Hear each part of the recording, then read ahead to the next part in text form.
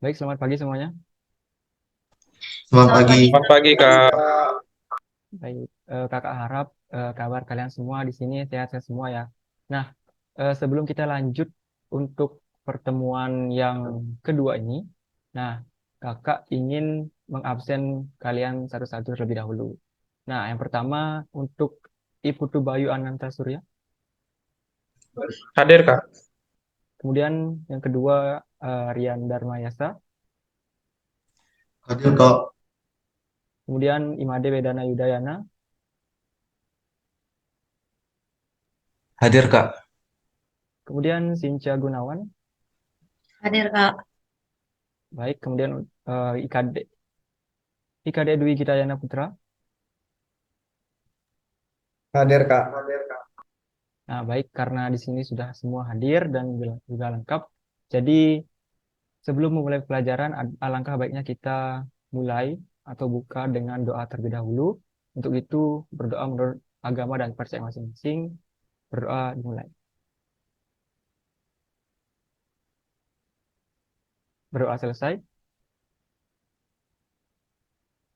Baik, sebelum itu akan share screen terlebih dahulu. Apakah sudah terlihat? Sudah, Kak. Nah, di sini kita akan lanjutkan materi terkait dasar desain grafis. Nah, untuk materi dasar desain grafis ini kan di pertemuan sebelumnya kita sudah bahas mengenai apa itu warna, apa itu dasar desain grafis. Mungkin dari eh, teman-teman di sini ada yang ingat atau masih ingat terkait apa itu desain grafis, bisa langsung raise hand. Baik, Bayu, dipersilakan. Baik, terima kasih atas kesempatannya. Jadi, menurut pertemuan sebelumnya itu, yang saya tangkap itu adalah desain grafis merupakan proses penciptaan dan pengkomunikasian pesan visual menggunakan elemen-elemen seperti gambar, teks, warna, dan ilustrasi. Kemudian langsung saja untuk aplikasi yang digunakan itu misalkan Photoshop, Illustrator, atau CorelDRAW. Tuh. Terima kasih. Baik, terima kasih Bayu. Benar sekali apa yang dikatakan Bayu tadi. Di sini kita sedikit review mengenai materi di pertemuan sebelumnya terkait desain grafis itu apa. Nah, desain grafis itu adalah bentuk komunikasi visual yang memanfaatkan elemen garis seperti gambar, teks, warna, dan sebagainya untuk menyampaikan informasi secara efektif. Contohnya di sini sebagai penerapan desain grafis selain pada kemasan produk, diantaranya sebagai poster, papan iklan, brosur, dan masih banyak lagi. Nah, kemudian untuk pertemuan ini kita akan lanjut dengan materi terkait titik, garis, dan juga bidang. Nah, di sini kakak mau tanya lagi terkait eh, apakah ada yang mengetahui apa itu titik, garis, dan bidang? Bisa di raise hand? Oke, baik, Sinca, dipersilakan.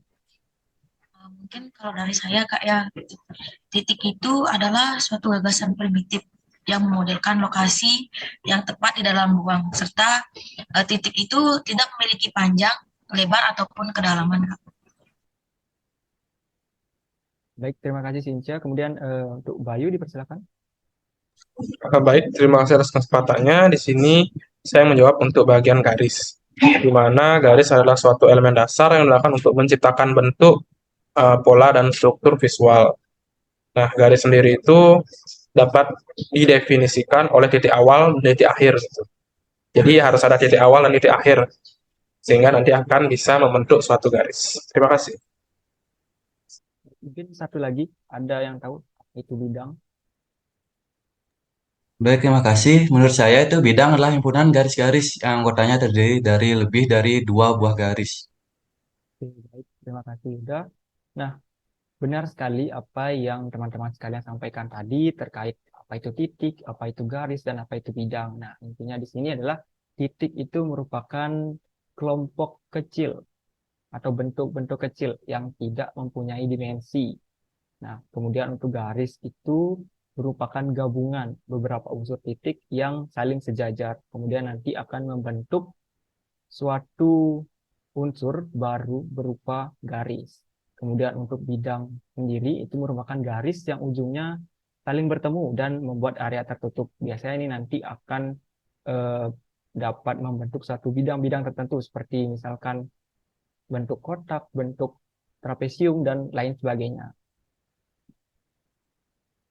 Oke, untuk selanjutnya, nah di sini supaya pembelajaran kita pada pertemuan kali ini lebih interaktif lagi, kakak ingin kalian coba kunjungi quizizz.com. Nah, nanti kalian di sana bisa join ke game yang telah kakak sediakan di sana. Nanti kalian bisa join dengan kode yang kakak siapkan di sini.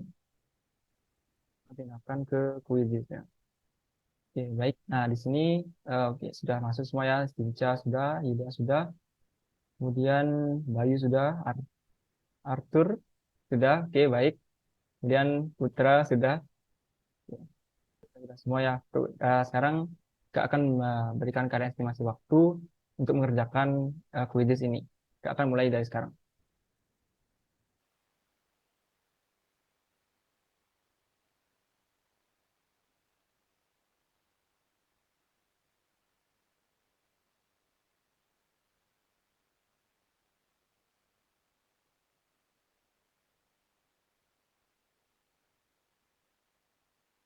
Oke, ini sudah muncul hasilnya. Jadi untuk yang pertama itu ada Yuda, kemudian yang kedua ada Sinca, kemudian yang ketiga itu ada Bayu. Oke, beri tepuk tangan untuk mereka semua. Oke, nah, sampai di sana tadi terkait quizizz.com-nya. Nah, mungkin dari kalian ada sedikit eh, yang ingin disampaikan atau ada sedikit tambahan terkait materi-materi yang kalian dapatkan di hari ini. Jika ada bisa raise hand, jika tidak bisa langsung konfirmasi tidak. Belum ada, Kak. Untuk saya belum, Kak. Baik, terima kasih karena Kak Rasa juga sudah tidak ada. Nah, untuk selanjutnya, yang terakhir,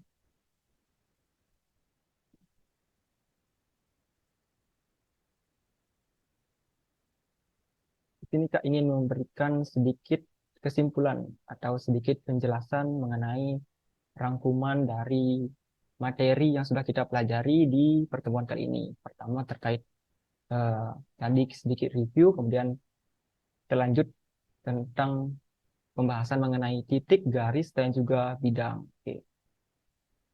Yang pertama untuk titik. Nah, titik di sini adalah suatu bentuk kecil yang tidak mempunyai dimensi. Umumnya ini titik berbentuk bundaran sederhana, kemudian tidak bersudut dan tanpa arah. Titik ini cenderung ditampilkan dalam bentuk kelompok dengan variasi jumlah, susunan, dan kepadatan tertentu. Kemudian untuk garis sendiri itu merupakan gabungan beberapa unsur titik yang saling sejajar sehingga membentuk satu kesatuan. Unsur garis akan selalu ada di setiap desain.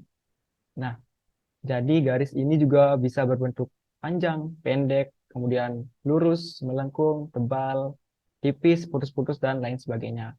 Nah, kemudian untuk setiap bentuk garis akan menciptakan kesan yang berbeda-beda.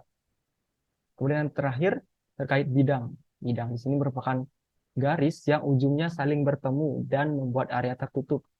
Unsur yang satu ini sering digunakan dalam berbagai macam desain. Bidang ini menempati ruang dua dimensi atau bisa kita sebut sebagai dwimatra, yaitu memiliki dua ukuran, panjang dan lebar. Penggunaan unsur bidang dalam desain grafis tidak hanya untuk mendefinisikan sebuah objek, tapi bisa juga menambah daya tarik layout serta membantu mengkomunikasikan ide desain kepada audiens. Nah, mungkin itu sedikit kesimpulan yang bisa kakak berikan untuk pertemuan kali ini. Untuk selanjutnya, karena waktu pertemuan kita juga sudah habis, maka kakak akan akhiri pertemuan sampai di sini saja. Sebelum mengakhiri pertemuan kali ini, karena tadi kita juga sudah diawali dengan doa, maka alangkah baiknya kita tutup pertemuan kali ini dengan doa kembali. Nah, untuk itu, doa akan kakak pimpin, berdoa menurut agama dan keyakinan masing-masing, berdoa mulai. Berdoa selesai. Baik, terima kasih atas partisipasi teman-teman sekalian. Untuk selanjutnya, dipersilahkan melanjutkan aktivitas kalian masing-masing. Terima kasih, selamat pagi. Selamat pagi. Terima Terima kasih, kasih. Kak. Selamat pagi.